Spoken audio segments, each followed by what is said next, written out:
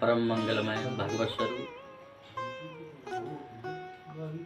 पीताम्बरधारी बांके बिहारी के पाद चरणों में बारंबार प्रणाम करते हुए आप सभी भक्तों का हार्दिक स्वागत, अभिनंदन। जय श्री राधे, जय श्री कृष्ण। आज हम जानेंगे कि काल सर्प दोष क्या होता है और व्यक्ति के जीवन में काल सर्प दोष कैसे बढ़ता है और फिर उसका समाधान कैसे होता है। तो हमारे आदरणीय, पूजनीय, वंदनीय परम पूज्य श्री गृहचंद्र जी महाराज वो अपने मुखार उनसे बताएंगे कि कुंडली में व्यक्ति के जीवन में काल सर्प दोष कैसे बनता है, फिर उसका समाधान कैसे होता है, वह सभी आपको क्रम से वर्णन करेंगे। गुरु ब्रह्मा गुरु विष्णु गुरुदेवो महेश्वरा गुरु साक्षात् परब्रह्म तस्मै श्री गुरुवे नमः। अखंड मंडलाकारं व्याप्तं चराचरं तत्पदं दर्शनामीनो तस्मै श्री गुरुवे नमः। अस्मत् गुरुभ्यो नमः, अस्मत् परम गुरुभ्यो नमः, अस्मत् सद्गुरुभ्यो नमः। श्रीमती रामानुजाय नमः। श्री गुरु चरण कमलेभ्यो नमः। आज हम एक विशेष विषय को लेकर के चलते हैं कि काल सर्प दोष क्यों लगता है। काल सर्प दोष से नाना प्रकार के जो आते हैं उन सभी पीड़ित हैं, उनका निवारण कैसे हो।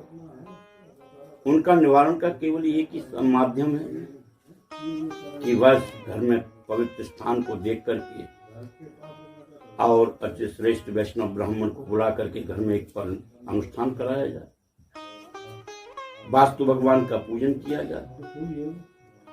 काल सर्प तो बनता ही जब है कुंडली में, जब जातक की कुंडली में जब राहु और केतु के घेरे में सारे ग्रह जब प्रवेश कर जाते हैं, आ जाते हैं, बंधन में होते हैं, तभी काल सर्प दोष लगता है। काल 288 प्रकार का काल सर्प दोष बताया है और इस काल सर्प दोष का निवारण हेतु घर में उच्च स्थान देख करके और वहां पर भगवत पूजन किया जाए, भगवान शिव की आराधना की जाए और तभी बैठ करके नागों को मंगाया जाए। नाग बन तांबे के हों, चांदी के हों, उनका पूजन कराया जाए। और जिस जातक की कुंडली में काल सर्प दोष है, काल सर्प दोष का जाप भी 31,000 का है।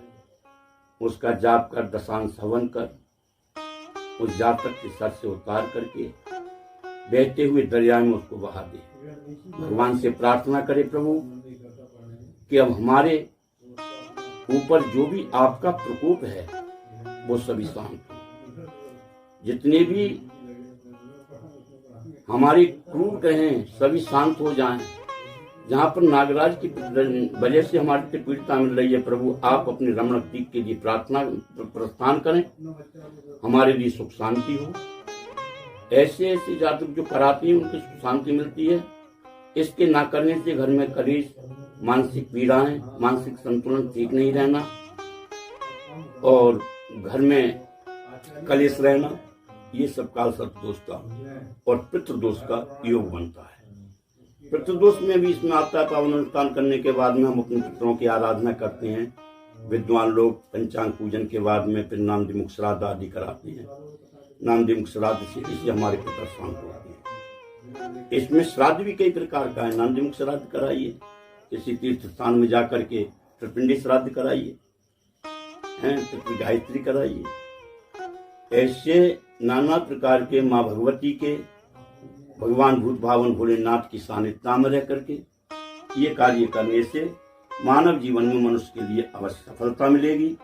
और मेरी प्रभु से यही कामना है, जिस किसी पर भी काल सर्प दोष या पितृदोष घर में लगा हुआ हो, सभी अपने पितरों के लिए और भूत भावन भोलेनाथ की आराधना कर।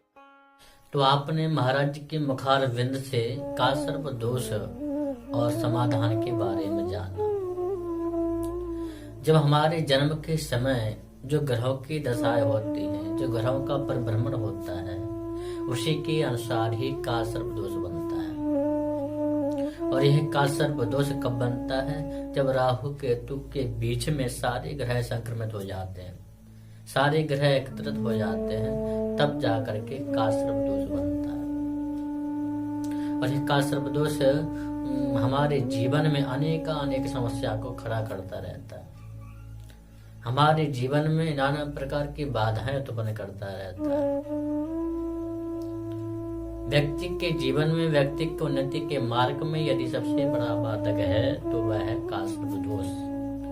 और वह काल सर्प दोष हमारे पूर्व जन्म के संचित पाप कर्म के द्वारा बनता है। तो काल सर्प दोष शांति के लिए एक ही सरल उपाय है कि हम भगवान शिव की आराधना करें और उचित संख्या में राहु केतु और सर्प का जाप, दशांश हवन, दशांश तर्पण, दशांश मार्जन और दशांश ब्राह्मणों को भोजन। तो इस प्रकार से विधि विधान से, नियम और धर्म के साथ यह दिव्य अनुष्ठान के करने से यह काल सर्प दोष शांत हो जाता है।